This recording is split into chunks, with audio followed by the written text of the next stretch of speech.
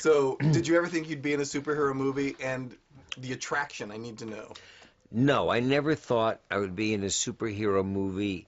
Am I ecstatic? Absolutely, because I look at the smile on my kids. Dylan's 14, Karis is 12, and Dad has finally accomplished something. My entire career has been contemporary, all contemporary kind of movies. I've never done a special effects movie before. So Ant-Man was a wonderful, pleasant surprise. Absolutely. So you play Pym. He's this iconic Marvel character. And as an actor, do you approach playing the role a different way? Did you do research, or did you just go in and it's Michael Douglas's way? No, no, no. They were polite enough. Disney was polite enough, and the production to send me a book of the Ant-Man comics from the 1960s, and Hank Pym in particular, Dr. Pym, my character. So I got a sense of the background of who he was, a kind of a combination. Scientist, very smart scientist, but still having like Navy SEAL type athletic abilities, and sort of followed that as my Bible. Marvel gave you homework. Marvel gave me homework.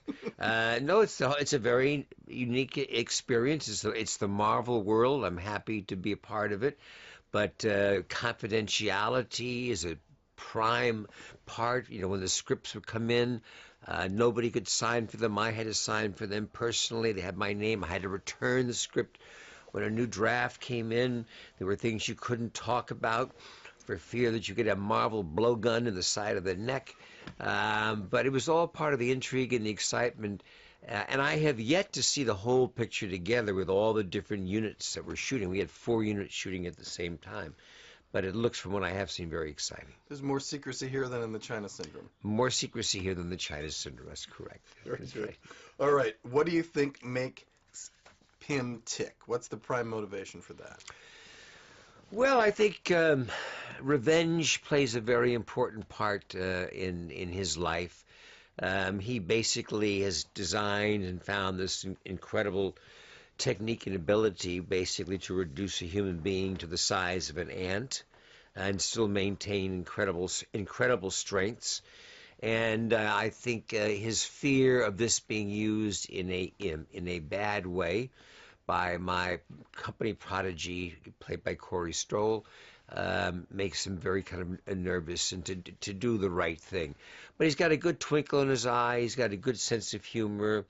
Maybe not the best judge of character, but is trying to pull it together at this point in his life.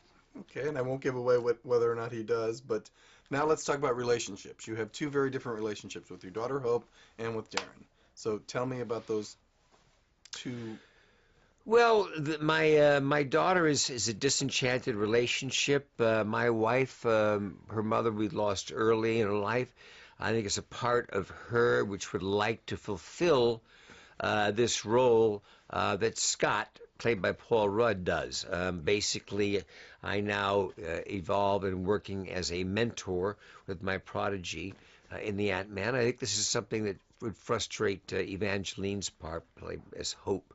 And so we have a frictional relationship, which is hopefully about one of the subplots of Ant-Man is trying to bring family back together again. And Darren, who is Corey Stoll's role, who's just a wonderful villain in this picture, does just a great job. And he is the man that is taking my vision of the Ant-Man and warping it into something much more evil and more dangerous. Very good. Nice answer. All right, we got 4 more and we're done with this one. Do you think it's important to have these grounded, relatable characters in a movie that is so not? I don't know if they're grounded or not, but I do sense that in the Marvel world, which is kind of getting bigger and stronger, going small might be the right answer. And from what I've seen and from what I'm hearing from people who've seen the picture, this whole perspective of the ant's point of view is something very fresh and new, and people are enjoying it a lot. Not a question, but a comment.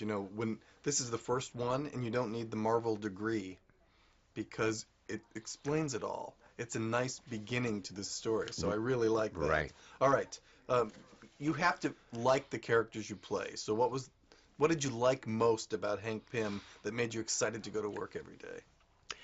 I think the idea twofold is he had some wit, which I like. He had a twinkle in his eye. He had some wit, and the idea of teaching somebody, of being able basically to take a prodigy, in this case Paul Rudd, not my ideal prodigy, to be the young Ant-Man, as I find out, but good enough, and watching his character evolve through my training. Very good.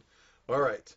The movie has this great comedic beat, right? So, do you get funny lines, or are you the straight man all the way through? Unfortunately, I felt like I was a straight man all the way through. Probably not necessarily true, but just felt that way with somebody who's as funny as Paul Rudd. I did find myself a lot of times with long explanations as to what is going on, keeping the plot alive, only to have Paul come up with a one-liner at the end and get the big laugh and go, what have I been doing for the last 5 minutes? You know, just talking away, explaining, and he gets the laugh. Very good. And the last question, what do you think audiences can expect from the movie, or what do you know they're going to get? They're gonna get a good ride, a really good ride, and they're gonna get some surprising giggles.